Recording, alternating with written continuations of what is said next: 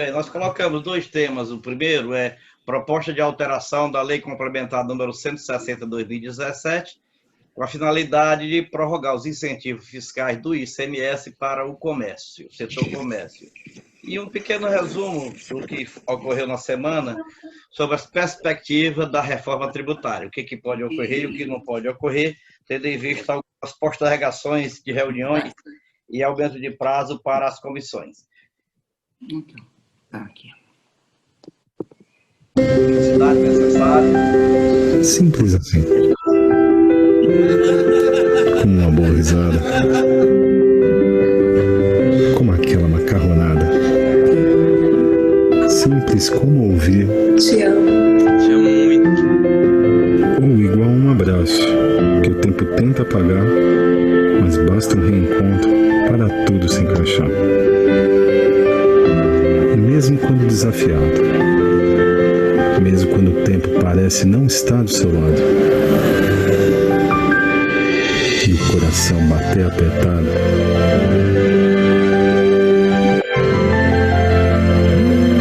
você sabe que não está sozinho. Oi, pai, tudo bem? Máxima Tech, conectando o atacado distribuidor ao varejo. Simples assim.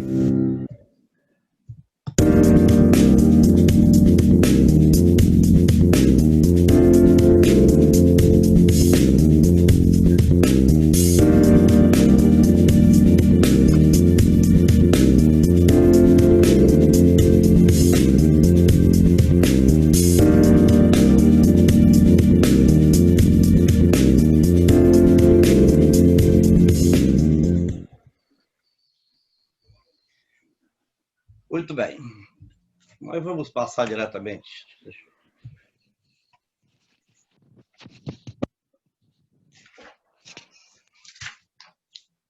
Nós tivemos desde só para os que não vinham participando desse encontro, a maioria já sabe de que se trata, desde o ano passado que se trabalha, principalmente iniciativa do Nordeste, o Toninho está aí como líder do Nordeste na ABAR, exatamente, que foi quem levantou a bandeira, sobre o término dos incentivos fiscais do ICMS, principalmente para o setor comércio, em virtude da Lei Complementar número 160 de 2017. Com a Lei Complementar 160, todos nós conhecemos a sua história. A senadora Vânia, do Mato Grosso, foi quem propôs para acabar a questão da insegurança jurídica em virtude da guerra fiscal, que o Supremo Tribunal Federal já vinha decretando que era irregular a concessão de incentivos fiscais ou redução de base de cálculo, qualquer benefício fiscal no ICMS sem ser submetido ao CONFAS, conforme determina a Lei Complementar número 75 e a Constituição Federal. Para resolver o problema, então foi aprovada a Lei Complementar número 160, que modificou o quórum para aprovação de convênio no CONFAS, que o quórum no CONFAS para qualquer aprovação de incentivo é de 100%, ou seja, é unanimidade. Então, esta lei veio alterar o quórum do CONFAS para aprovar um convênio que regulamentasse esses incentivos, essas benesses para o setor, para os setores gerais, indústria, comércio, etc, etc, etc.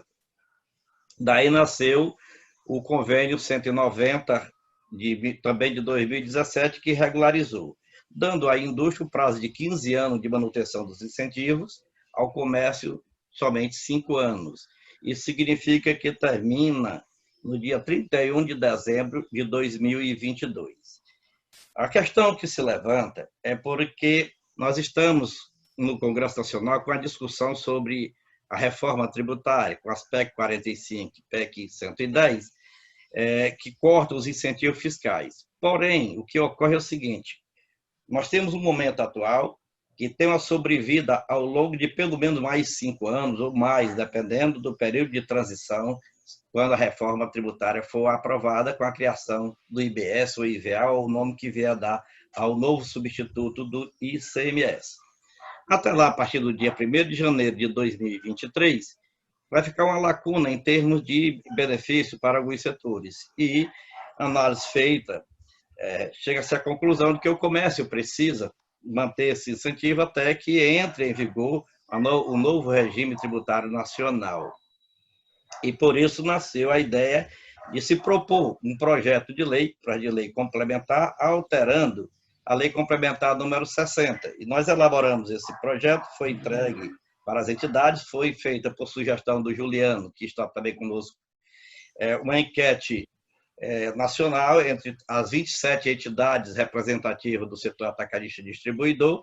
Das 27, 25 votaram favorável à prorrogação e somente 2 não concordaram em votar assim, que foi o estado do Pará e o estado do Amazonas. Todas as demais confirmaram que é ideal a manutenção ou a prorrogação do incentivo do ICMS.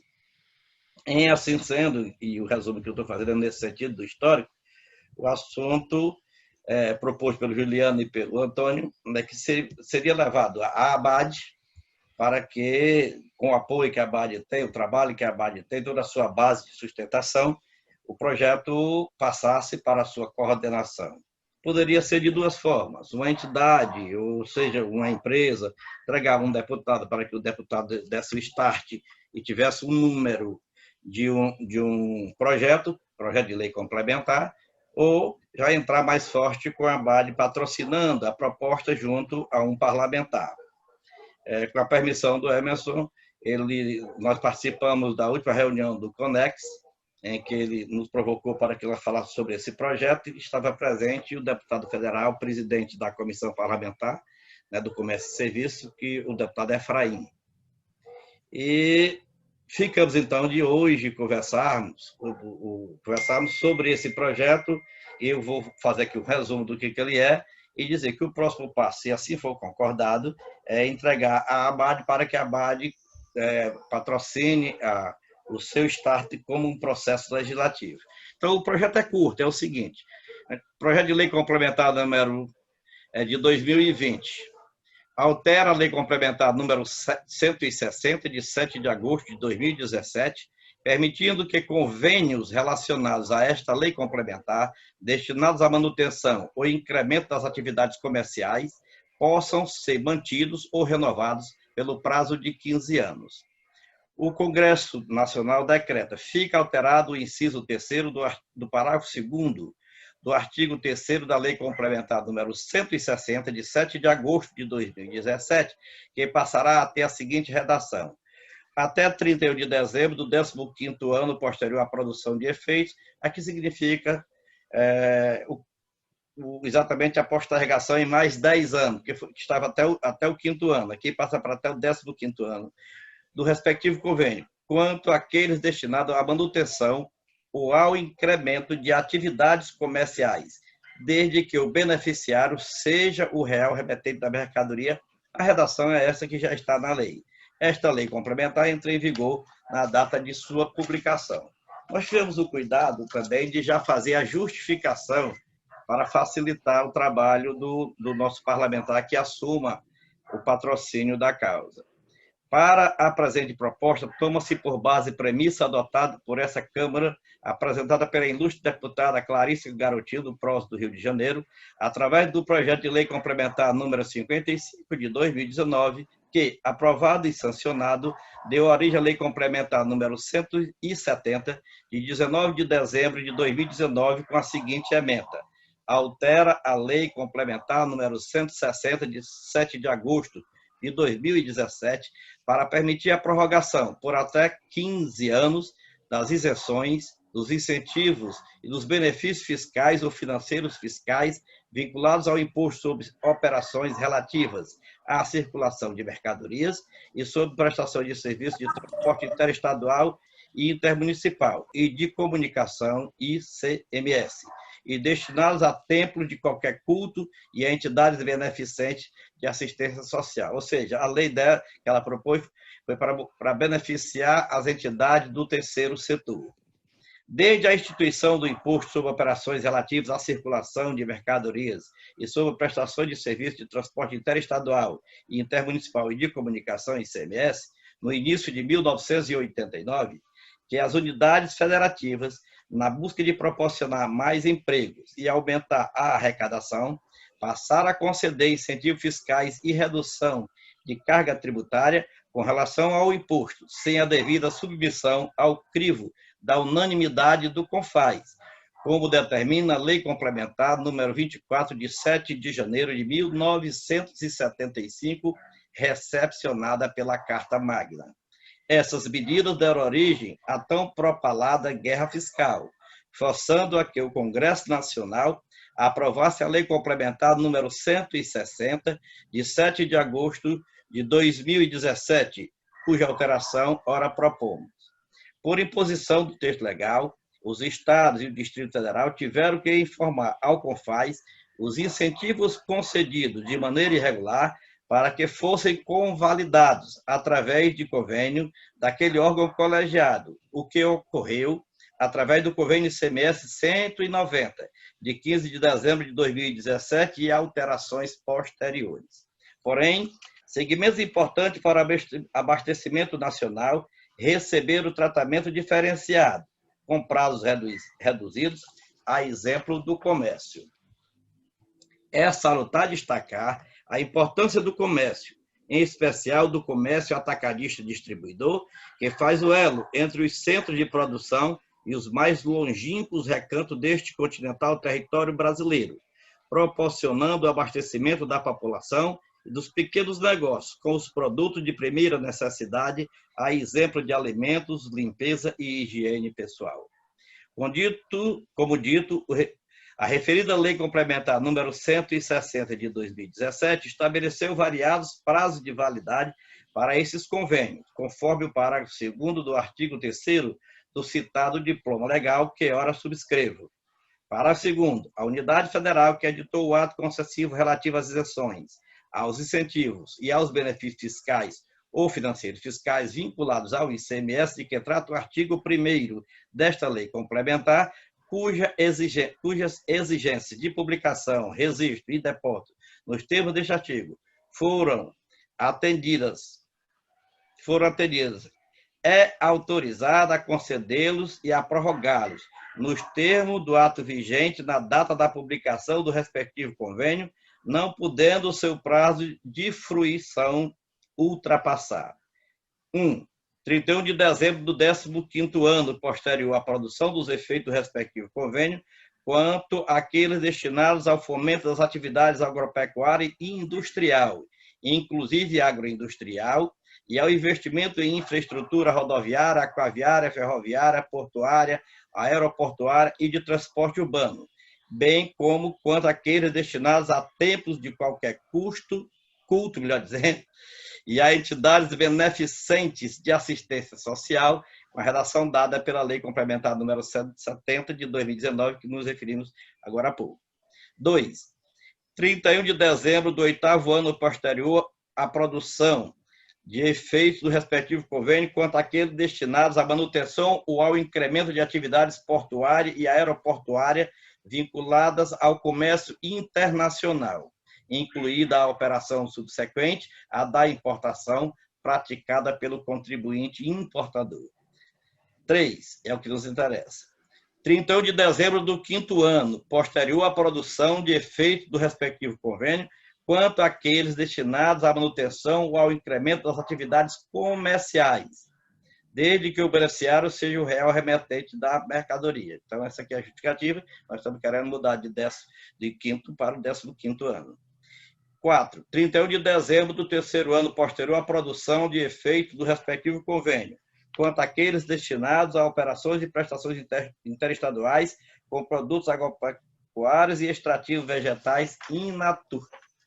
E 5º, 31 de dezembro do 1º ano posterior à produção de efeito do respectivo convênio, quanto aos demais que não foram abrangidos pelos itens anteriores. Como visto, o segmento comércio, embora de suma importância para o abastecimento nacional, ficou com o prazo reduzido a 1/3 do prazo da indústria, o que não se justifica. Ademais, tramitam no Congresso Nacional propostas de reforma tributária, que exigirão maiores esforços dos setores produtivos com as novas adequações. Tudo isso justifica o pedido de prorrogação da validade ora proposta.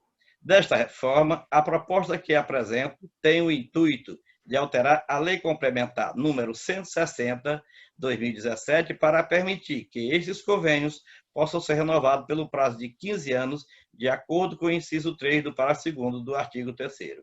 Por todo o exposto, solicito aos nobres deputados a máxima urgência na aprovação desta proposta, salvo de exceções. Isso aqui será assinado, obviamente, por um deputado. É esse o documento que nós precisamos, obviamente, discutir, se aprovado, que a ABAD encaminha ao deputado de sua preferência. Pronto, é esse o resumo dos fatos. Só lembrando um detalhe, para que não haja confusão, é que as PECs que estão tramitando, tanto a 45 como a 110, elas vedam o incentivo.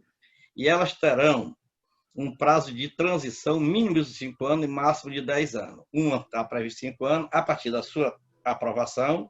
Ou seja, o que o Congresso pode acontecer é aprovar uma reforma na Constituição Federal. A aprovada a reforma, vem um projeto de lei complementar para substituir a Lei Candir, criando o IBS ou o IVA, conforme for aprovado. E depois disso é que vem as regulamentações para onde eles estão querendo remeter o projeto de lei que unifica o PIS e a COFINS na CBS, estão querendo que seja parte do regulamento lá depois das reformas, conforme o deputado Efraim trouxe a público através da reunião com o CONEX. O presidente da comissão mista, senador Roberto Rocha, do PSDB do Maranhão, disse que não tem condição de aprovar o relatório do deputado relator, que é o deputado federal Aguinaldo Ribeiro, do PP da Paraíba, antes das eleições municipais. Então, ele pediu ao Congresso Nacional a prorrogação dos atos da comissão mista. E, através de um ato publicado no dia 9 de outubro, sexta-feira passada, o presidente do Senado e o presidente da Câmara publicaram um ato, prorroga o prazo de funcionamento da comissão mista temporária destinada a consolidar o texto da reforma constitucional tributária. O presidente do Senado Federal e o presidente da Câmara dos Deputados, no uso de suas atribuições, melhor dizendo, suas competências regimentais e regulamentares, resolvem. Fica prorrogado até o dia 10 de dezembro de 2020 o prazo de funcionamento da comissão mista temporária destinada a consolidar o texto da reforma constitucional tributária criada por isso daqui, dia 9 de outubro. Significa que, se até o dia 10 de dezembro tiver o texto, esse texto não tem mais condição de ser aprovado, porque a da comissão mista será destinada às comissões especiais da Câmara Federal. Aí, passando pelas comissões da Câmara Federal, a Câmara aprecia no plenário. Apreciado no plenário, essas medidas vão ser encaminhadas ao Senado Federal e vão passar pelas comissões do Senado Federal, para depois, aprovado pelo Senado, ser transformado em PEC e ser promulgada pelo Congresso Nacional. Esse texto não depende de sanção presidencial, é promulgada pelo... Depois disso é que vem as leis infraconstitucionais que dependem da sanção do presidente da República. Assim sendo, a previsão de aprovação da reforma, ela vai ficar para 2023, conforme previsão, haja vista a possibilidade de parada novamente do Congresso Nacional a partir do meio do ano de 2021, em virtude do início possível da campanha eleitoral para a presidência, para o governo dos estados, para o Senado e para a Câmara Federal. Assim sendo, nós teremos uma lacuna muito grande do atual regime tributário nacional para a entrada em vigor de um novo regime, e ainda a transição, o que exige realmente uma tomada de posição no que diz respeito à proteção do setor comércio, no que diz respeito ainda ao regime tributário atual, principalmente na tributação do ICMS. Esses são os resumos dos fatos. À disposição dos senhores. Damasceno? Pois não? Hidalberto Damasceno? Diga lá, Hidalberto. Tudo bem. Deixa eu te falar. Os produtos comercializados originários da atividade portuária, eles tiveram um prazo diferente dos produtos comercializados do mercado interno. Ou seja, foi 5 anos para os produtos adquiridos no mercado interno e 8 anos para os produtos oriundos do comércio exterior. Então, um termina em 22 e o outro termina em 25. Hoje, os distribuidores, de um modo geral, eles trabalham muito fortemente com produtos importados. Ele tem um volume de produto nacional e tem um grande volume de produtos importados. Nós lá mesmo temos dezenas de empresas associadas que trabalham com importado junto com o nacional. A minha atividade, por exemplo, tem 60% importado, 40% nacional. Então, a minha pergunta nessa mesma proposta, está contemplando também prorrogar as atividades de cunho portuários para também 2032, que seria 7 anos a mais? Não, não está. Então, seria se aprovado que também fosse incluída essa modificação do inciso 2.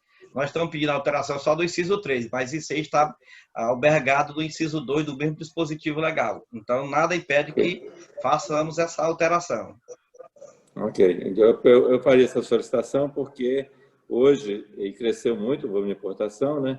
As operações de muitos atacadistas, com exceção muitas vezes de comida, de limpeza, quem trabalha quase que originalmente produto nacional, como muitos associados, nossos até que estão presentes, mas não é a realidade, vamos dizer, dos outros segmentos.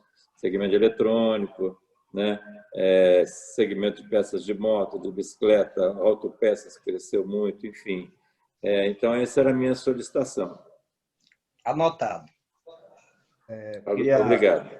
Queria cumprimentar aí os participantes da ABAD, Emerson, Leonardo e Oscar, gentilmente aceitou o nosso convite.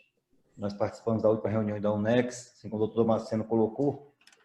Eu venho conversando com o presidente Emerson, né, já pelo menos alguns meses em relação a esse tema, porque essa grita foi levantada pelo Nordeste, né, essa preocupação do fim dos incentivos, sem uma definição da reforma tributária.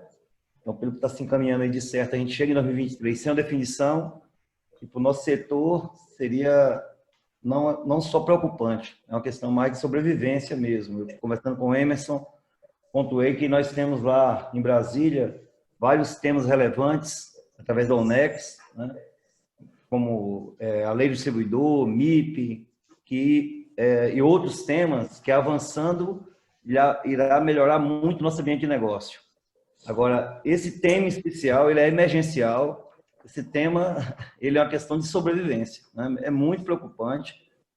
E falando aqui, eu falando de Nordeste, hoje, se nós tivéssemos, segunda-feira, fosse janeiro de 2023, nesse cenário, seria muito difícil darmos continuidade em nossas atividades, né? Dado essa situação de mercado hoje da questão tributária. Então, é um tema que a gente sensibilizou a ABAD para que a gente possa, desse fórum, ter um entendimento, já que tivemos praticamente unanimidade, assim como foi orientado por Leonardo, que a gente conseguisse se documentar, né, em relação às outras filiadas. Então, das 27, 25, esteve junto aí para apoiar o pleito. E a gente precisa, estamos buscando mais apoio, a gente está buscando os apoios também das FEComércio, né, porque é o comércio, não é eminente pura e simplesmente do setor distribuidor atacadista, e sim do comércio. Conversando aqui com a FEComércio da Bahia, a preocupação também é muito grande. E ouvindo lá na última reunião da UNEX, na sexta-feira, né, lá a palestra, mini palestra lá do Howling, realmente eles pontuam claramente, de uma forma técnica, não é o fim dos incentivos. Mas nós é que entendemos esse ambiente aqui embaixo, como fica se a coisa realmente não estiver equilibrada. Então, acho que o doutor Marceno fez aí um posicionamento técnico brilhante, né, explicitando todo esse nosso caminho, mas eu queria dar só esse depoimento aqui em relação a essa nossa movimentação. Toninho, se me permite falar um pouquinho, gostaria de parabenizar você, doutor Damasceno, Sandoval, por estar angariando todos aí no sentido de estar buscando uma convergência na pretensão de todos, que é importante para o setor. Aqui em Minas também a gente vê essa dificuldade e a gente sabe o tanto que é importante. Aproveitando o fato de ter o entendimento dos 25 apoios das filiadas e das 2 negativas, a gente está vendo até o seu Enoque aqui na reunião conosco. Ele representa o estado do Amazonas, né, seu Enoque? E os dois estados que não acompanharam o abaixo-assinado, eles justificaram. De repente, seria legal o seu Enoque falar um pouquinho, só para efeito de todos terem o entendimento do porquê que não valeria a pena para o estado do Amazonas? Ok, tudo bem, Leonardo? Prazer. Tudo bem, seu Enoque? Te ouvir também. Como está você? Está bem? Graças a Deus, tudo bem. Eu vou fundamentar a minha negativa com relação a essa proposta da ABAD da seguinte maneira. Manaus o estado do Amazonas, ou melhor, a Zona Franca de Manaus, que cobre mais ou menos 180 quilômetros quadrados da nossa... Nós já temos os incentivos fiscais, que são exatamente os créditos presumidos das mercadorias que vêm tanto do sul, e do 7% quando vem do sul, e 12% quando vem do centro-sul, do centro-oeste e do nordeste. Feito essa negativa, se nós concordássemos, evidentemente que nós estaríamos concordando com uma situação contra a nossa política, que é uma política de exceção, por enquanto não vier a reforma, ninguém sabe como vai ficar. A razão foi esta de não ter concordado com a proposta da ABAD, entendeu? Essa foi a principal situação. E, senhor Enoque, tá bom. Apenas complementando o entendimento, o senhor veria algum problema em a ABAD seguir com esse pleito para convergir o entendimento das outras filiadas no sentido de se manter os benefícios? De jeito nenhum. Nós defendemos a nossa parte aqui, e as outras filiadas que estão se sentindo prejudicadas, evidentemente que tem que correr atrás, ok? Não, tá ótimo. É isso que era importante ouvir, para efeito de não criar, de repente, um desconforto. Isso é muito importante. Ok. Tá. Ô, Toninho, você chegou a ter uma justificativa do Pará, do porquê de não aderir também ao pleito? Seria mais ou menos a mesma justificativa do Amazonas? Alguns fóruns atrás, eles se posicionaram, né, dizendo uma diferença parecida do Amazonas, né, em relação aos ataques, né, de outros estados, do Maranhão, do Piauí e outros estados que atacavam o Pará, onde, assim, o entendimento deles, né, mas no caso, falando da Bahia, é justamente o incentivo que nos protege. Mas também ele colocou a mesma posição, aí o seu Enoque, sem problema algum em estar prosseguindo com o pleito. Sem problema algum. Bom, criamos uma convergência, então, né, Toninho? Sim, com certeza. Severino Antônio, Pode falar, Torres. Veja bem, na realidade, o que o do Pará colocou, a preocupação dele é que eles não têm incentivo e o Estado não quer incentivo. Então, hoje eles têm um problema que todos invadem lá. E para eles acabar no resto do país, os incentivos para eles é negócio. Então, esse é o posicionamento deles. Eu vou tentar colaborar. E ele foi muito claro com relação a isso, que ele está rezando assim, para ficar, chegar até dia 31 de dezembro de 2022 inteiros, que aí depois essa coisa ficava nivelada. Mas a gente percebe, por exemplo, o Matheus inaugurou uma loja lá semana passada, parecia, não sei se aquilo é verdade, mas o vídeo que eu recebi é uma coisa maluca. Então, inaugurou em Belém, né? E o Matheus tem um incentivo aí de 1,1% também sobre mercadoria vendida para fora, não sei como é que ele faz essa jogada lá. Então, eles estão rezando, o pessoal do Pará está rezando para que termine, que chegue logo o 31 de janeiro de 22 para equalizar aí as condições para todo mundo. Isso foi a manifestação dele. Eu só estou ajudando o Torres no raciocínio, porque nós estávamos em todas as reuniões e essa foi a posição dele. Eu só estou, enfim, complementando o raciocínio do pessoal do Pará. Viu, Sandoval? Só complementando aqui, ó, eu gostaria até de ouvir um pouquinho algumas opiniões adicionais de quem tenha conhecimento a respeito. Veja assim, ó, eu acho que a gente não precisa sofrer por antecedência, porque é o seguinte, como uma visão muito pessoal minha a respeito do assunto que a gente está tratando aqui. Os incentivos fiscais concedidos pelos estados foram algo que as filiadas, ao longo dos anos, costuraram com seus estados para gerar competitividade, sobrevivência e equilíbrio dos negócios. Então, vamos falar assim, nesse caos que é o nosso sistema tributário, cada estado se virou de um jeito para conseguir equilibrar a situação. Outros até não conseguiram nada e estão tendo que se virar com o que tem. Isso é uma realidade.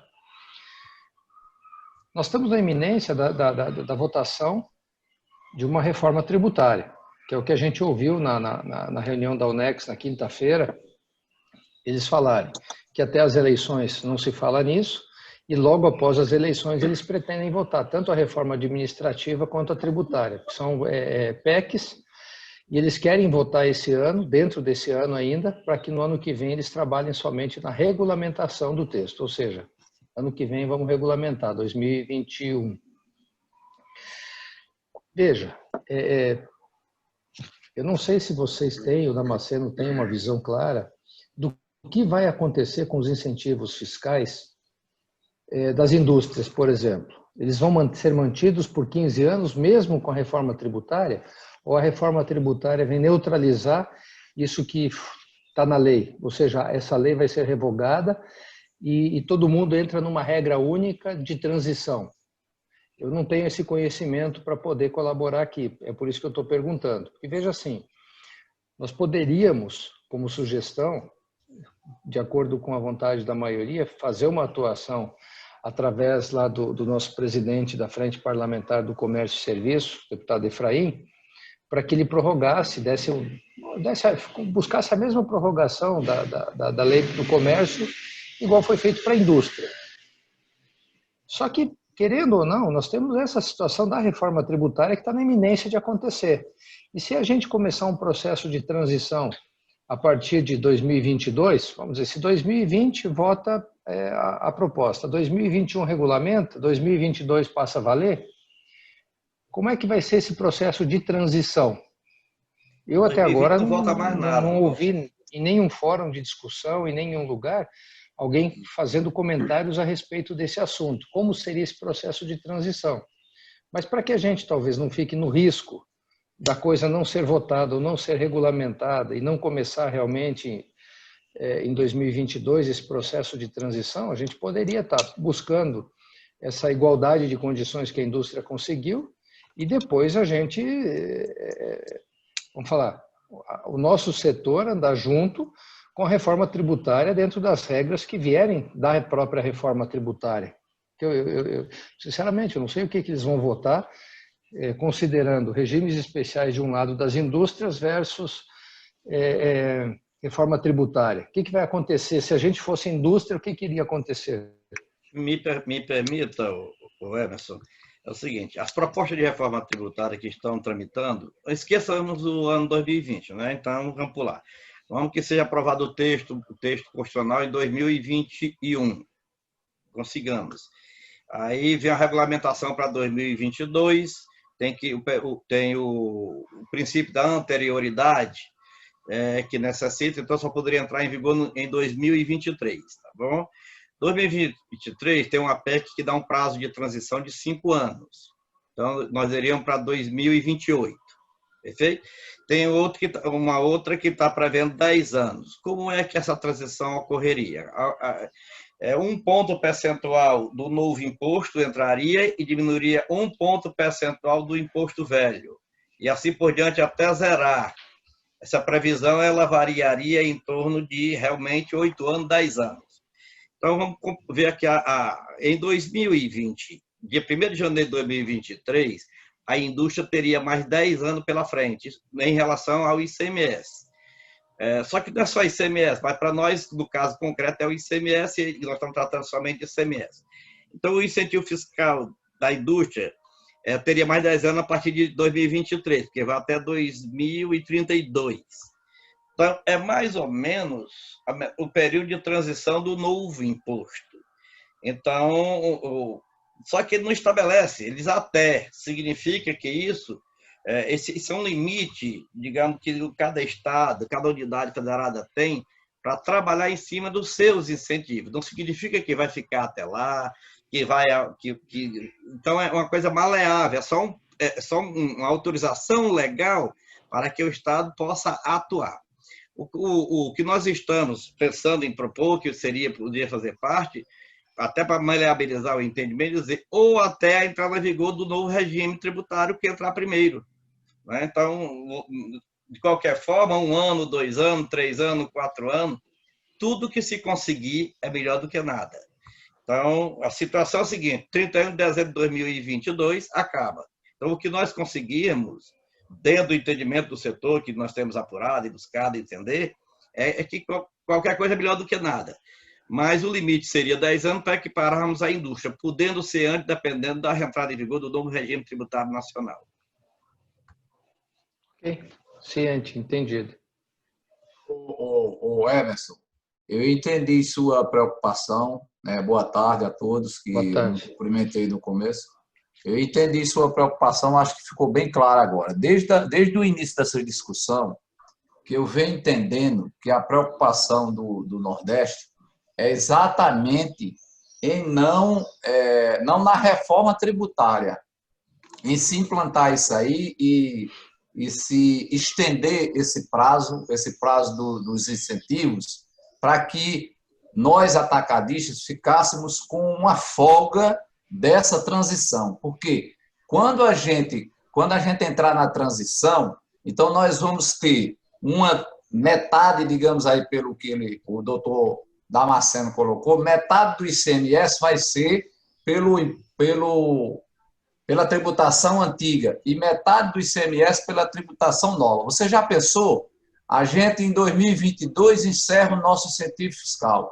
Então, aquela metade que vai continuar, certo, com a tributação antiga, ela vai ficar sem ser incentivada. E isso vai inviabilizar os nossos negócios. Por isso que a preocupação nossa em estender esses benefícios fiscais, igualando a indústria, é porque a gente vai ficar com uma folga. Claro que isso vai acontecer automaticamente, né? Vai acontecer durante esses 5 anos que está sendo proposto, que eu acredito que vai haver emenda aí, pode até igualar, pode até aumentar esse prazo dessa transição, ninguém sabe o que é que vai acontecer, mas digamos que a gente ficaria com uma folga bem significativa aí, para que a gente não tivesse essa dor de cabeça a partir do ano de 2023. O que nós queremos na realidade, um processo de igualdade, né? Porque, como diz muito bem aqui no Nordeste, seguro o burro de velho. A gente ficar, né, dentro de uma tranquilidade, porque não é uma reforma simples. Nós vivemos num manicômio tributário de décadas. É uma reforma complexa, por isso que ela tem essa extensão de tempo de adaptabilidade. E nós não podemos pagar para ver essa adaptabilidade. Nós sabemos, né, que falta um pouco de habilidade aí aos nossos poderes para ter o entendimento aqui embaixo de quem empreende.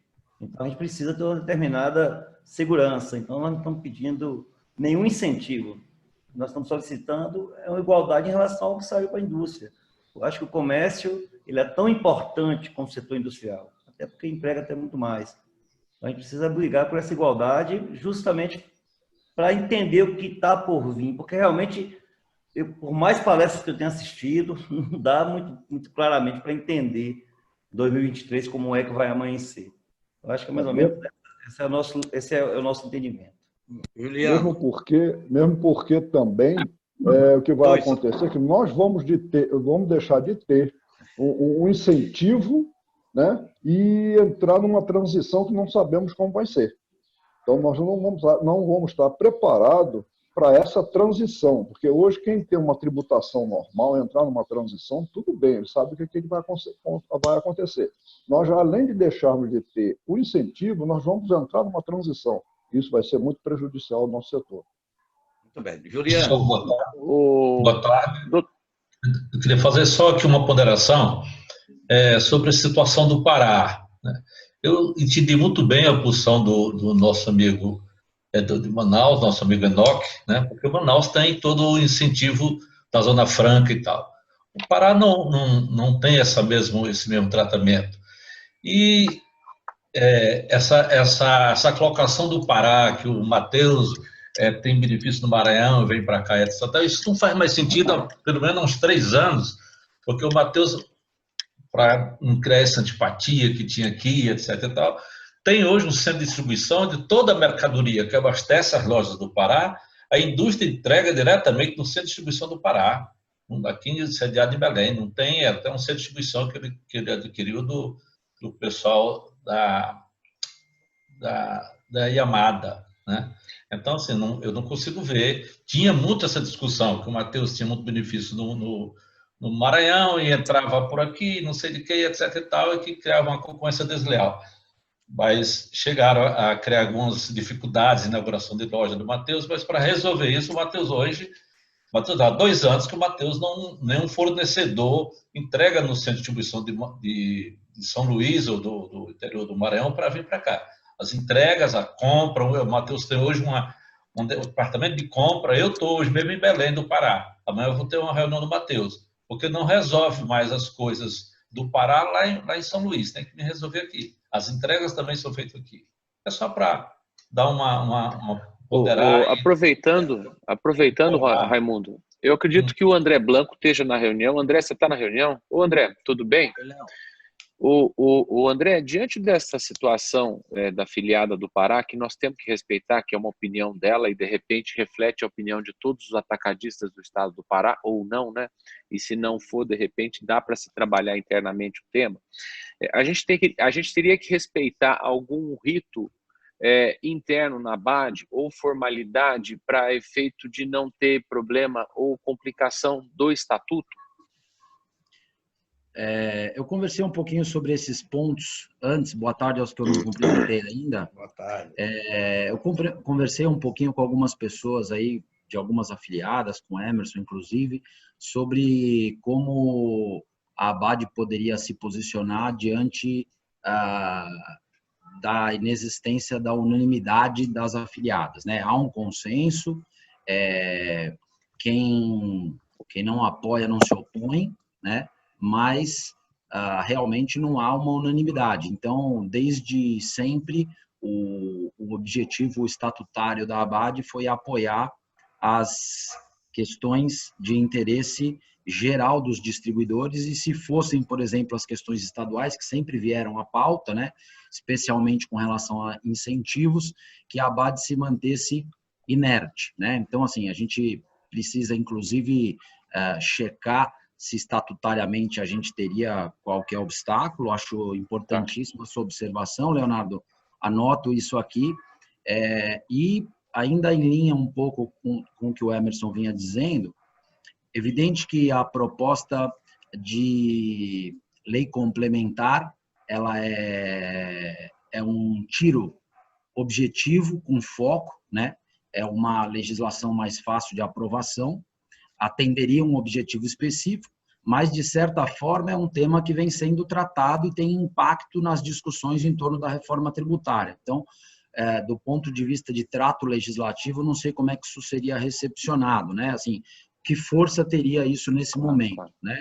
Eu acho que realmente pode atender o interesse mais rapidamente. Há uma preocupação clara com a vigência até 31 de dezembro de 21, né? 22. E só que eu não sei se, diante de toda a organização política que a ABAD construiu ao longo desses últimos anos, inclusive com a UNEX, com a Frente Parlamentar, se a gente, talvez, no objetivo de atender esses interesses, ou esse interesse de dar segurança jurídica em termos de concorrência para os associados nesses estados, não fosse o caso da gente promover.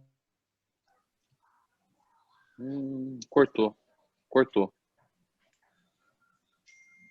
Enquanto ele volta, Juliano, pode dizer a sua mensagem? Eu queria contribuir com alguns pontos, né? O primeiro ponto é que essa lei complementar, ela praticamente acabou Juliano, não seria legal só o André concluir o que ele estava falando? Só complementar, Juliano voltou, e na verdade a gente se aproveitar de toda essa força da frente parlamentar no âmbito de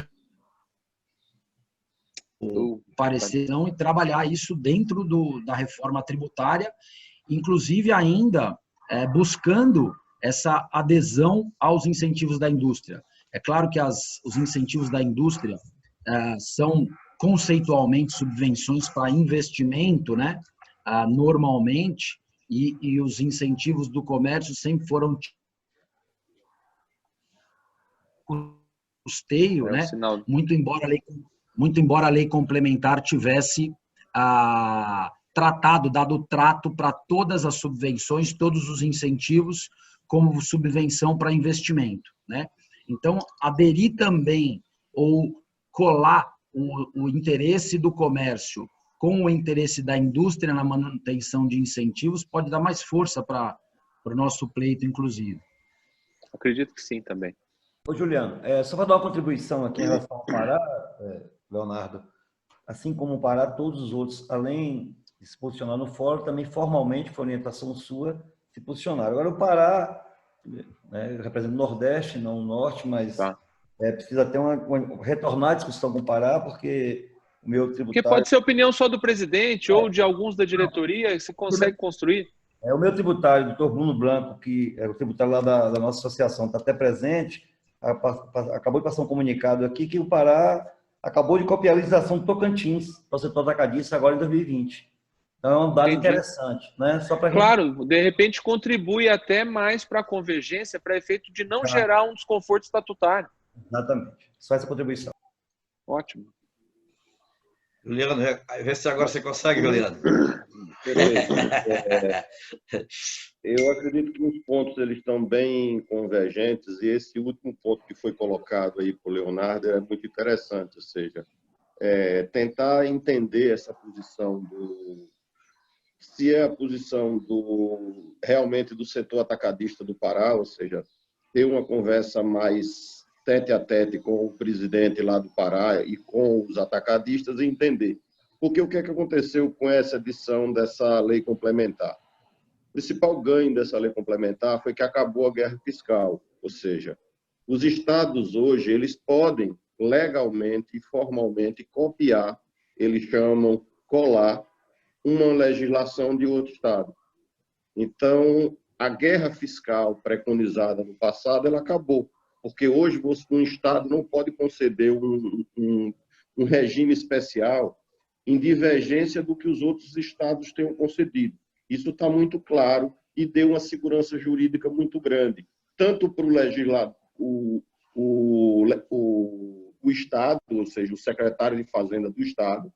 Todos os termos de acordo hoje eles estão depositados no CONFAS. Então, hoje há uma segurança jurídica. Então, esse é o primeiro ponto disso. O outro ponto que tem que ser levado muito em atenção é que qualquer reforma tributária que for implantada, ela não entra em vigor imediato no primeiro ano. E como está se vendo que não entra nenhuma reforma tributária antes de 2023, o nosso amigo Valdoí da Paraíba colocou muito bem. O setor atacadista vai entrar num limbo a partir de 2023, porque, na melhor das hipóteses, a reforma tributária que for aprovada entra em vigor em 2023. Então, essa extensão ela é fundamental, porque mesmo partindo que vai ser aprovada uma reforma tributária, vão conviver durante um período os dois sistemas.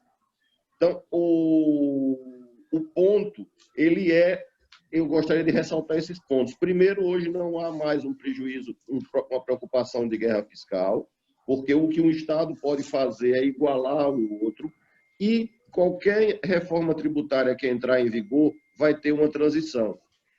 E eu acredito que esse não é um tema estadual, diferentemente dos anteriores. Isso é um tema federal, ou seja, é uma mudança, uma extensão de limites de uma lei complementar. Então, não dá para dizer o seguinte, cada afiliada trate disso individualmente, porque não é um tema estadual. Nós não estamos falando de uma legislação de ICMS de um Estado, e sim da ampliação dos prazos de uma lei complementar federal. E um ponto que eu acredito que a gente tem que aproveitar isso rápido. Foi aberto um precedente para as organizações do terceiro setor. Ou seja, o que o comércio está pedindo nada mais é do que foi feito de ampliação de prazo para as entidades do terceiro setor. Por isso que eu sempre defendi e reitero minha posição que isso deve ser um tema de abrangência ABAD, porque nós estamos falando de uma lei complementar e não de uma lei estadual. Então, eram essas considerações que eu queria colocar para vocês. Juliano, inclusive, Juliano, em conversa informal aqui, né, com a Secretaria da Fazenda do Estado da Paraíba, e se você colocar isso, se você for levar esse tema para todos os secretários de Fazenda dos estados, eles, pelo menos aqui da Paraíba, certo? Eles serão receptivos, porque é interesse geral também. O Estado ele não vai querer que tenha um Estado que vá ter uma reforma tributária ou uma coisa diferente e o Estado não esteja contemplado. Então, hoje, os incentivos fiscais, a forma de incentivo fiscal é para quê? Para gerar emprego e renda para os estados. Na hora que ele deixa de existir, se ele se iguala à reforma tributária, tudo bem. Se fosse uma transição, não houvesse essa transição, tudo bem. Nós nos estaríamos preocupados em relação à prorrogação desse incentivo. Mas eu acredito que se os senhores presidentes, mesmo que informal, procurarem sua Secretaria de Fazenda, vocês vão ver que elas serão receptivas a esse tema. Damasceno, nessa linha de sugestão, qual seria o próximo passo? Eu pego a redação que já foi distribuída e discutida, acrescento a proposta que foi apresentada pelo Hidalberto, que é relativa ao comércio também, e envio no e-mail que foi indicado agora, já com todos os textos, para vocês darem o destino que acharem melhor. Mas seria entregar a um deputado federal ou a um senador. O projeto originário ele saiu de uma senadora, mas pode ser um deputado ou um senador. Aí, para que ele protocolize do Congresso Nacional, protocolizado isso aí, nós teríamos o número do projeto de lei. Feito isso, cada base trabalharia seus deputados para que apoiasse a iniciativa. Como sugestão, e se a gente fizesse o seguinte, para a gente pensar junto aqui, a gente buscar uma reunião com o Efraim para a próxima semana, uma reunião de meia hora para a gente apresentar o pleito e daí mandar para ele isso, para o Efraim, que é o presidente da frente parlamentar. A gente chamar o Osíris para essa conversa, que é lá do Tocantins, empresário do setor e é deputado federal, e a gente chamar também lá de Goiânia ajuda a lembrar o nome, que é deputado federal também, empresário do setor. Eu não sei. A gente descobre o nome. Oi? É o Glaustin, não. Glaustin da Focus. É Glaustin Focus. Eu acho que se a gente chamasse o Osíris e o Glaustin para essa conversa junto com o Efraim, a gente daria um belo de um pontapé inicial e aí entre eles combinam para ver quem conduz o assunto para a gente ter celeridade no processo. E aí, se a gente conseguir trabalhar nessa prorrogação de prazo para mais 5 anos, mais 10 anos e o equiparar com a indústria, aí depois o que vier na reforma tributária, vem na reforma tributária. Aí, paciência. Exato. Aí é o jogo da reforma tributária do que for votado, mas não ficaria com esse prazo espetado de 2 anos aí para a virada de chave, né? Perfeitamente. Até porque, Emerson, como já foi dito diversas vezes, só para pontuar mais ainda, nós vamos ter uma confusão um pouco grande no sistema quando tiver um sobreposto ao outro, aquela mudança da fase de transição. Então, qualquer insegurança é mais difícil. Todos que estão se defendendo têm razão em virtude disso também. A sugestão que eu daria aqui é o seguinte, então, eu vou repetir. A gente faria um contato amanhã já com o Efraim, verificar na agenda dele qual a disponibilidade dele para nos atender para meia hora de conversa. Perfeito. Aí não precisamos estar todos, a gente faz um bate-papo um pouco menor, aí de repente o Toninho, como líder da região que está conduzindo o assunto, você aí, Damasceno. Perfeito. O próprio Leonardo e o Juliano, que colocou um entendimento bem interessante aí a respeito, uma visão bem interessante a respeito do tema. E aí a gente tentar conciliar as agendas do Glaustinha, do Osíris, para eles virem participar dessa conversa junto conosco. E aí nós temos 3 deputados federais, sendo que um deles é presidente da Frente Parlamentar do Comércio e Serviço, e aí a gente coloca o bode na sala para ver a opinião deles e ver como conduzir o assunto. Já que o texto está pronto, aí a gente só vê quem vai tocar esse assunto para nós aí, né? O Glaustinho é guerreiro, é brigador, ele tem algumas pautas aí na mesa. O Osíris é do setor também, então talvez um deles mesmo possa ser o nosso deputado que vai carregar essa bandeira. E o Efraim é o cara que vai apoiar. Ele é do DEM, é do mesmo partido do Rodrigo Maia, então de repente a gente acelera o processo aí com esse trio aí trabalhando junto, né? Maravilhoso. Esse é o melhor caminho. Gostaria só de acrescentar só uma opinião, uma ajuda, né? Só para contribuir, que nós não temos até 2022, né? Final de 2022, porque nós precisamos disso em 2021, porque 2022 cada estadual, cada afiliado estadual vai ter que fazer o seu trabalho no seu estado. Então, nós não temos 2 anos se a gente analisar, nós temos um só para ajudar aí na discussão com os parlamentares. Obrigada. Tudo bem. Exatamente. E com o apoio de 25 estados, a gente tem aí uma proeminência, trabalho de cada afiliado, colaborando com a colega aí, com os federais e os senadores, né? A gente trabalha individualmente, acho que a gente consegue. Quem vai capitanear, e esse trabalho nosso aí, em volta dos estados, né? Cada um trabalhando. Emerson, isso. Aí o Emerson veria essa agenda, Emerson, e passaria as ordens para a gente? Faço isso amanhã com o Efraim, busco um horário com ele, a gente marca esse primeiro bate-papo, aí a gente vai alinhando e vai vendo como evolui esse assunto aí, de que forma. Se eles quiserem, daí, por exemplo, fazer uma reunião com todas as filiadas, aí a gente convoca para a próxima segunda-feira, de repente, uma reunião com todos os presidentes de todas as filiadas para eles conversarem diretamente conosco e colocarem os pontos de vista deles a respeito do tema e vamos evoluindo. Vamos evoluindo. Está entregue. Eu só queria aproveitar aqui para parabenizar o Rio de Janeiro, a nossa ADERJ, que finalmente conseguiu reverter uma decisão do juiz da Fazenda Pública quanto aos convênios, quanto exatamente os incentivos fiscais, que em 2016 o juiz, atendendo ao Ministério Público, suspendeu, e agora, esta semana, o tribunal reverteu a situação e a ADERJ participou diretamente do processo. Então, os convênios que foram mantidos, todos os incentivos que foram mantidos para o comércio atacadista e distribuidor no Rio de Janeiro, em virtude disso tudo nós estamos falando, o tribunal convalidou. Então, parabéns ao pessoal do Rio de Janeiro. Foi uma luta muito grande, uma pressão, né, seu presidente? Ele sabe, seu Joição Guerreiro aí, nosso presidente, seu Couto, que está já em outro plano, né? Que também não fugiu da luta, né? Na época, o Ministério Público realmente fez uma pressão muito grande, uma dificuldade, além de processos abertos com empresas também, e arrolando até a própria associação. Nesse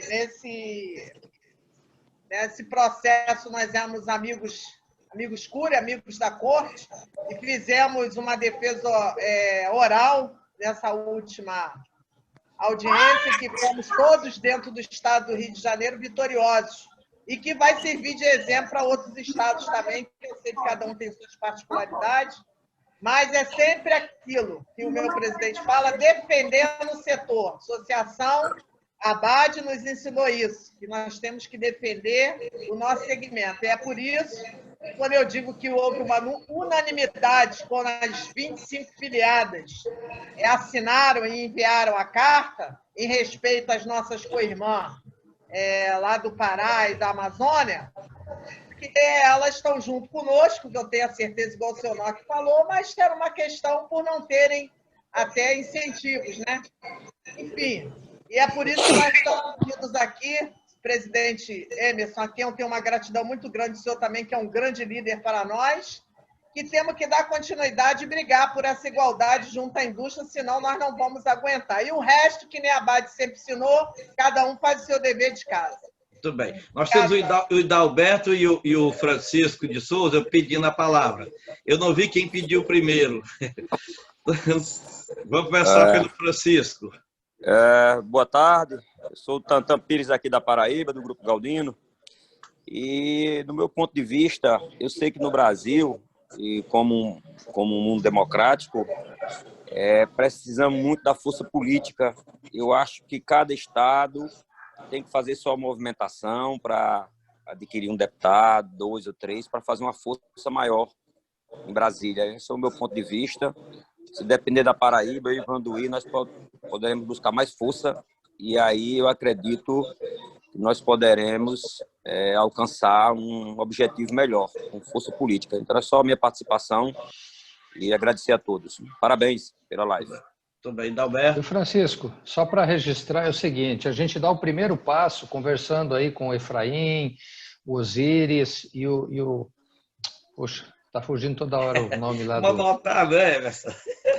É o Glaustin Fox. O Glaustin da Fox, é isso aí.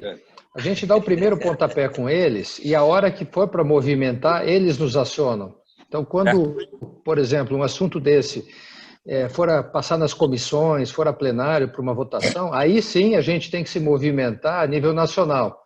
Chama a gente. Com certeza. Eu acho que quando chegar o momento certo, a gente vai falar sobre isso. Mas o primeiro passo é eles pegarem o projeto, fazerem lá o protocolo, porque vai ter trâmites que nós vamos ter que estar vencendo lá dentro, trabalhando em comissões, etc., para fazer esse negócio vingar e passar. Isso. Entendido. Muito obrigado. E Dalberto? Ok. Eu gostaria de trazer um assunto, aproveitando que é tributário, inclusive, e ver aí a opinião, como anda, vamos dizer assim, a opinião dos senhores. Nós temos visto aí nos últimos anos um desvio total de interesses na criação do MEI. Tem alguém com coisa aberta aí que está... Já desliguei. Tá. E o MEI virou um fantasma nesse país.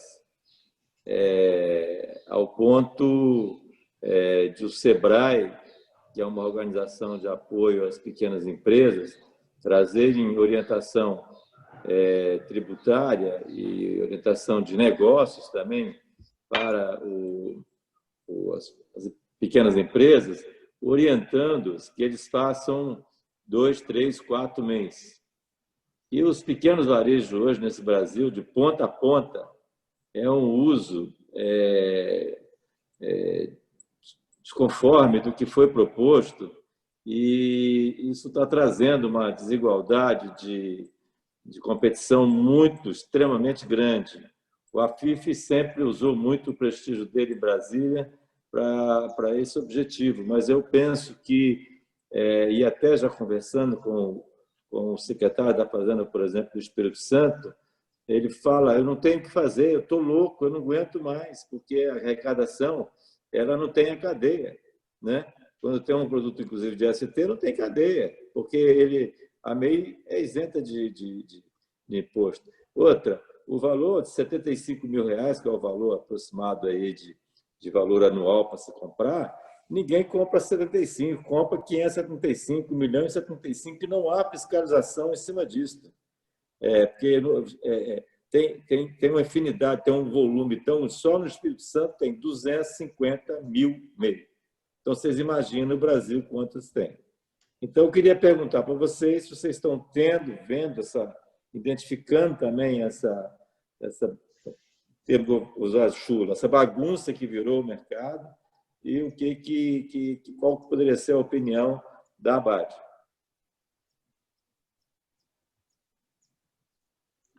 Ô, Idalberto, essa questão é uma questão nacional, certo? Essa questão do MEI.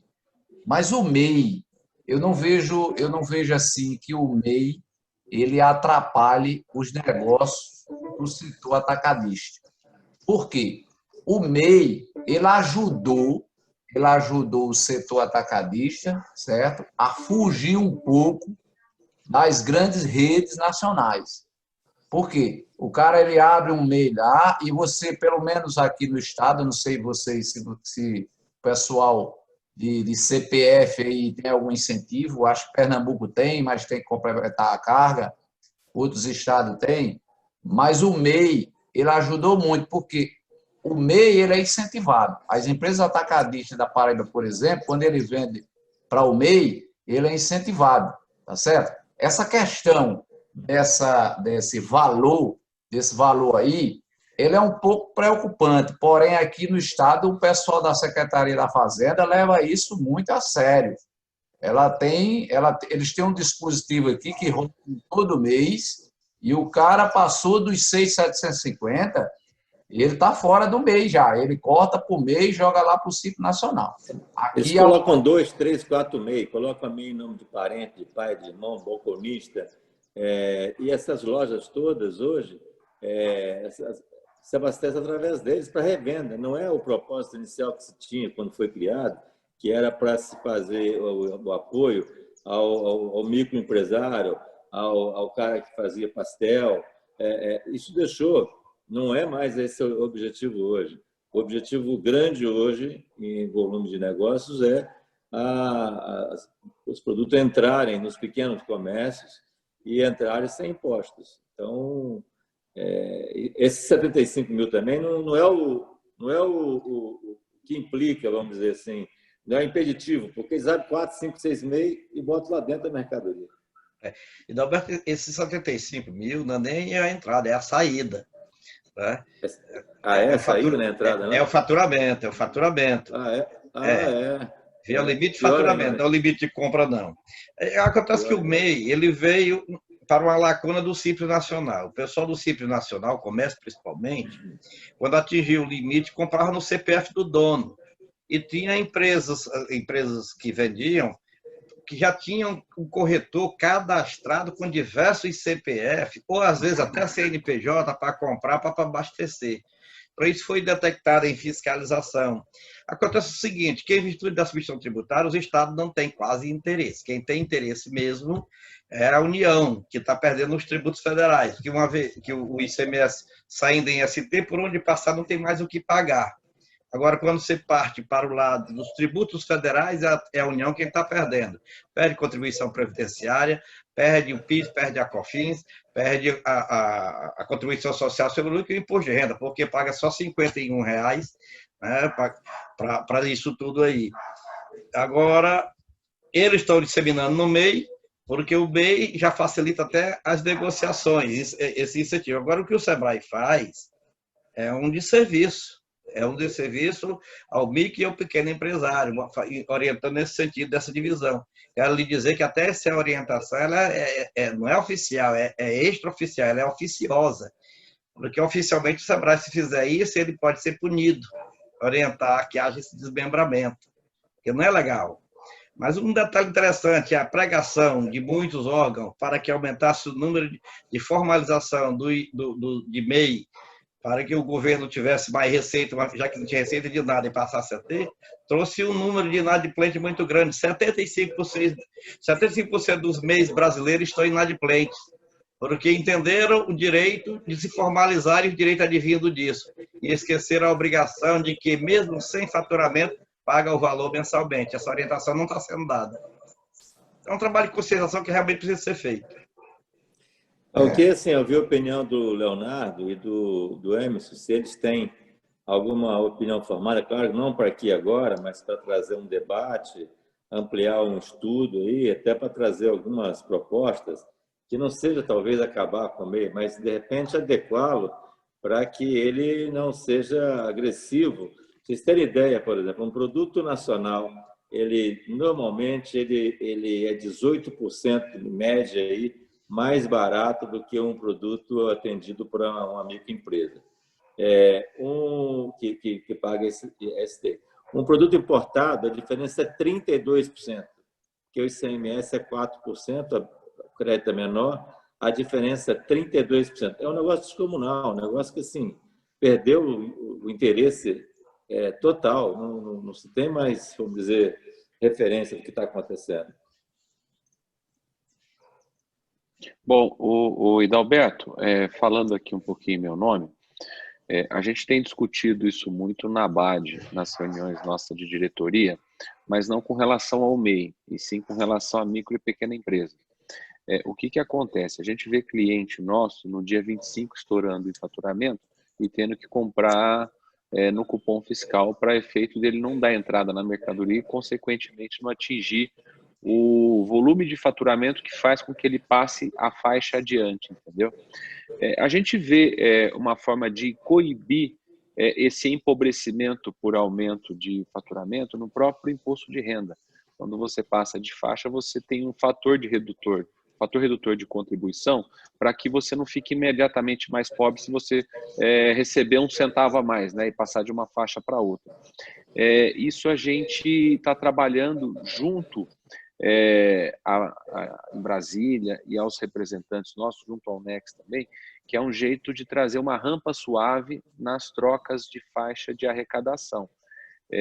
O tema evoluiu bem na discussão, né, Emerson? De repente seria legal você complementar, caso eu esteja me esquecendo de algum detalhe, mas assim, a gente sabe onde está o foco do problema com relação à micro e pequena empresa e a gente está tentando coibir dessa forma. O que você acha, presidente?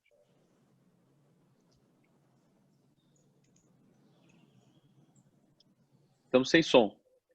Está sem som.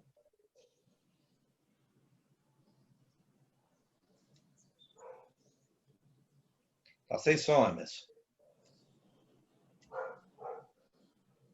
Emerson, liga teu áudio, Emerson. Teu áudio está desligado, Emerson.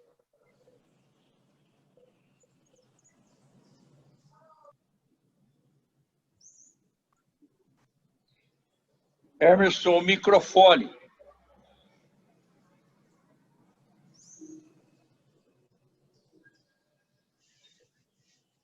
O teu som estava saindo do outro equipamento que não tinha imagem. Não, beleza, foi. É que eu estou com a imagem num computador e o áudio está do celular, porque o áudio aqui do computador não estava legal, daí até achar o botão para apertar aqui, tem que achar a tela certa. Eu estava na mesma situação. Viu, Adalberto, a questão do MEI, eu não tenho assim uma posição clara a respeito, porque, vamos falar assim, a nossa atuação como empresa, ela é muito superficial. Nós temos pouquíssimos clientes MEI. A maior parte é pequeno e médio varejo, CNPJ. Então, o tal do MEI aí são pouquíssimos clientes. Eu não tenho essa visibilidade do quanto isso pode estar afetando o nosso negócio hoje, se eles estiverem atuando dessa forma, que você falou aí. Eu, sinceramente, não tenho assim, uma opinião formada a respeito para poder colocar aqui de bate-pronto. O que o Leonardo falou é verdade. A ideia da rampa suave é um assunto que precisa ser tratado de forma mais positiva para aumentar a capacidade de quem está no simples, né, de comprar cada vez mais, mesmo se mantendo no simples. Então, essa é uma outra batalha junto ao governo, junto à Receita, aí para melhorar esse ambiente de negócios aí. Eu tenho um pensamento... Eu queria sugerir... Alberto, só querendo contribuir com a ideia, é o seguinte.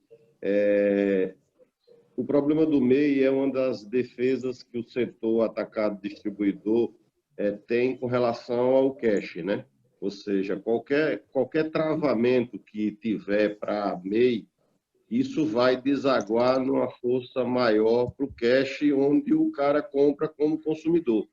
Então, tem que ter muito estudo aí eu acredito que tem que transferir esse assunto para o pessoal da área tributária, porque realmente tem disfunção no MEI? Tem. Mas se for mexer com o MEI hoje, talvez em alguns setores que não têm atuação de cash, não faça muita diferença. Mas nos setores onde a operação de cash é muito predominante, ou seja, no merceario, né? Se mexer com a legislação de MEI é praticamente você entregar uma boa clientela para a operação de cash, que hoje já existe. O cara, Leonardo colocou com muita propriedade. A defesa que a gente tem que fazer é da rampa suave, porque travar a condição de MEI nesse momento, eu acredito que é um tiro no pé, principalmente do setor merceario. Eu acredito que cabe um estudo mais bem aprofundado com relação a esse tema MEI.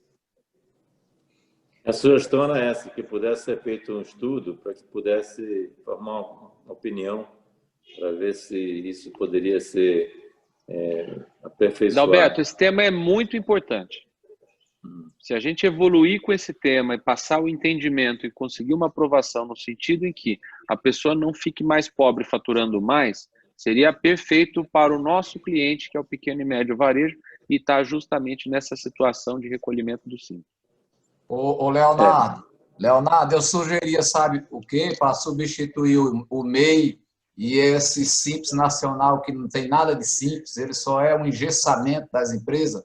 O Simples Nacional, as empresas não podem crescer. Quanto mais ela cresce, mais ela paga mais imposto. Então, eu sou contrário a essa formatação. Aí nós era para criar, sabe o quê, Leonardo? No Brasil, todas as filiadas, todos os estados, os secretários de Fazenda, era para criar, sabe o quê? O Durma Bem, o ICM Durma Bem, que é isso que os pequenos empresários precisam, certo? Que estão sendo cada vez mais, nossos clientes estão, se você vê hoje, cada empresa do Simples Nacional que tem uma fiscalização dentro de casa, elas estão indo ou para um apartamento no hospital ou vai direto para a UTI. E estão sendo fechadas porque elas não conseguem sair de uma fiscalização por estes motivos. Então, o Durma Bem seria uma carga tributária nacional, onde todas as empresas, quando chegasse um fiscal, não precisaria de ir para o banheiro, correr para o banheiro.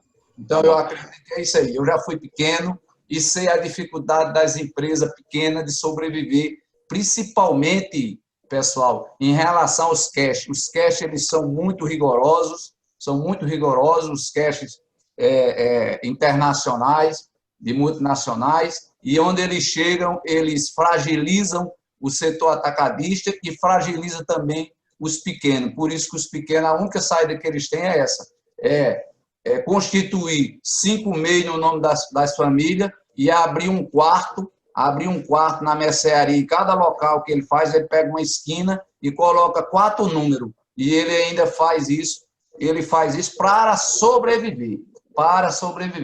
Hoje as empresas sobrevivem, as empresas pequenas estão sobrevivendo nisso aí. Concordo com a preocupação do Hidalberto em relação aos estados que não têm DIFAL. Os estados que não cobram DIFAL, tudo bem. Aí eu concordo, porque o MEI está comprando um produto interestadual e não está pagando a diferença de estado. Ele vai concorrer deslealmente dentro daquele estado. Se for o caso esse aí do estado de Hidalberto, eu não sei se for esse caso. Mas se não for o caso, todo MEI eles pagam o complemento da diferença de alíquota de lá. Seja ele substituição tributária ou o que for, eles estão comprando a gente aqui, eles vão pagar aquela taxa, mas eles só têm direito a comprar estadualmente. Ele comprou no outro estado, ele paga as diferenças dos estados. Aí fica, como o doutor Damasceno falou, aí o prejuízo só para a questão dos tributos federais. Que aí é outra. Alberto, só concluindo, Vanduí, esse tema é muito quente, tá? A pedra bruta já está estabelecida lá naquela pauta de reivindicações que o nosso setor tem. O tema é bem simples, é a rampa suave. O De Simone sabe bem, o escritório De Simone Blanco, o doutor André que está nos ouvindo aí, sabe bem sobre esse tema, tá bom? Ela pode muito bem ser lapidada e é um pleito não espinhoso, porque nós estamos discutindo uma coisa que vai beneficiar um setor e não vai contra nenhum setor. Aliás, vai trazer com que o cara que no dia 25 pode deixar de comprar da gente para ir buscar um cupom no Cash and Carry e passar a uma legalidade do dia 1 ao dia 30 de cada mês, tá? Então é bem tranquilo essa discussão, não vai gerar discussão com nenhum outro setor, muito pelo contrário. Você está formalizando o setor do pequeno e médio varejo. Pronto, aí eu sugiro que coloque o nome de Durma Bem, tá certo? Que vai ser realmente o Durma Bem. Leonardo, só para encerrar a participação, eu acho que o cash realmente, isso foi a invenção máxima que eles conseguiram fazer. Isso, sem a menor dúvida, foi o ovo de Colombo, né? E afeta direto. Só que eu não entendo como que não afeta vocês, distribuidor atacadista. Afeta muito. Porque, então, exato. Mas a gente tem que mudar. Não, isso é uma bandeira e ela não é espinhosa, porque como que o cash and carry vai defender uma situação que não vai beneficiar o cliente dele, entendeu? Então, fica feio brigar por isso. Então, o cash compra direto de indústria. O distribuidor fica exatamente sem a condição de atender o pequeno. Porque o cara vai lá e compra. Pô, isso acabou vem acabando dia a dia com exatamente a cadeia de abastecimento do distribuidor. Com certeza. Okay. Mas pode ser lapidado esse tema aí, e é uma pauta boa para as filiadas estarem auxiliando a ABAD na conclusão desse pleito, tá, Edalberto? É muito importante isso. Ok. Valeu. Nós temos um pedido na pauta ainda do Bruno Branco, advogado da ASDAP de Salvador, Bahia. Eu queria pedir o espaço para ele que ele possa apresentar em breves palavras a mensagem dele. Bruno, tem a palavra. Está sem som. E Iemanjá pegou sua voz aí.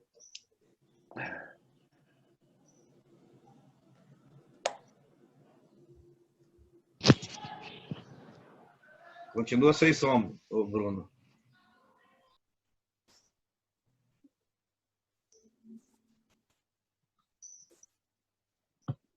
Agora. Falou.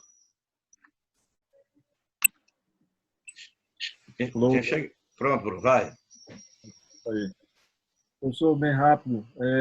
A missão aqui que o Cabral passou para poder a gente, em paralelo aqui na Bahia, está pensando também em formas de colaborar com o anteprojeto de lei da ABAD, que o senhor elaborou aí muito exitosamente. E essa semana, só voltando um pouquinho a esse assunto, me perdoem, é porque eu deixei todo mundo falar, eu estava com essa pauta aqui para poder colocar esse assunto.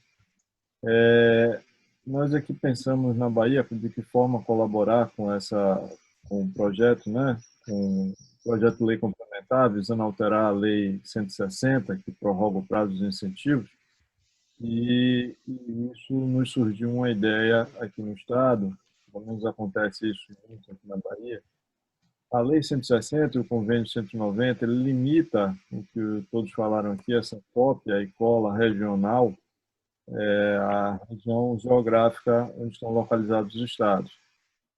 E a Bahia, aqui, por peculiaridade, né, a gente tem 8 fronteiras e fazemos fronteiras com estados bem avançados tributariamente, como Espírito Santo, e Minas Gerais e Goiás.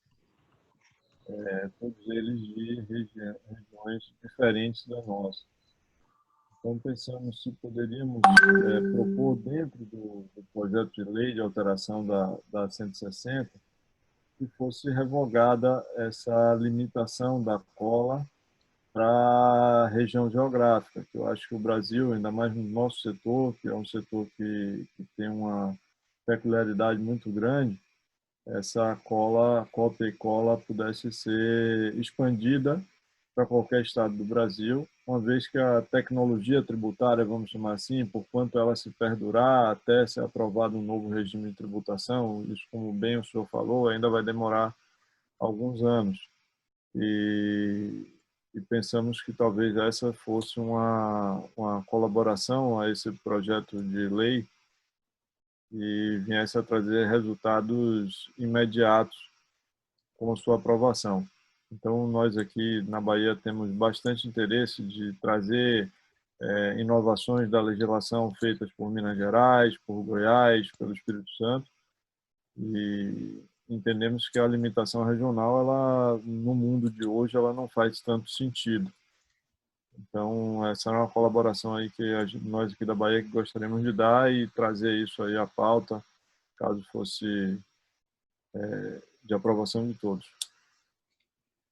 Bruno, pelo estudo que já foi feito, que as discussões que já foram levadas para todas as filiadas, diz respeito à prorrogação do prazo. Talvez isso aí fosse importante num projeto, dentro do projeto. Por exemplo, o projeto matriz é prorrogar o prazo. Estamos tramitando o projeto do Congresso, algum outro deputado apresentaria a emenda, para não haver dois pedidos ao mesmo tempo. Se nós nos concentrarmos na prorrogação do prazo da situação do status quo atual, talvez a gente consiga caminhar melhor e deixando essa segunda proposição no decorrer do processo legislativo. O que você acha, Emerson? É porque você está sem sono, amigo.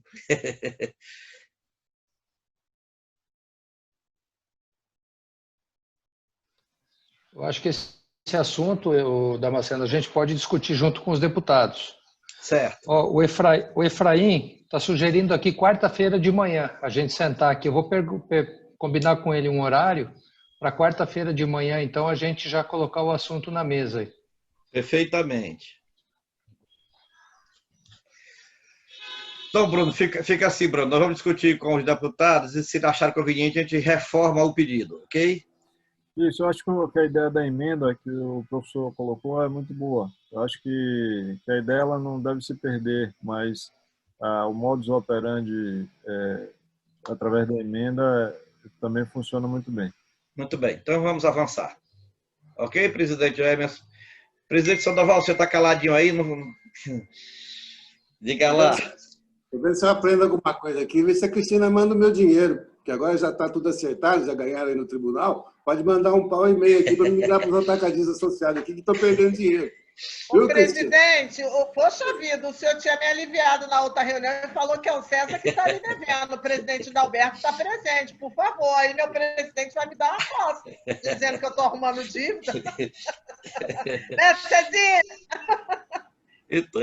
Então vamos avançar, né? Isso. Alguém mais tem alguma colocação a fazer? Senão nós encerramos e ficamos aguardando a determinação do presidente Emerson e fica mantida a nossa reunião na segunda-feira próxima, obviamente, com os assuntos que surgirem de novidade durante a semana, perfeito? Às 16 horas no Bate-Canal, né, presidente? Neste verdadeiro Bate-Canal. Emerson, obrigado. Severino, obrigado. O doutor André, obrigado pela participação. Obrigado a todos. E vamos avante. A coisa tem caminhado bem. Oscar, um abraço, meu amigo. Um abraço, Damasceno. Um abraço a todos aí, senhores. Obrigado, pessoal. Grande abraço. Obrigada. Obrigado, um abraço a todos.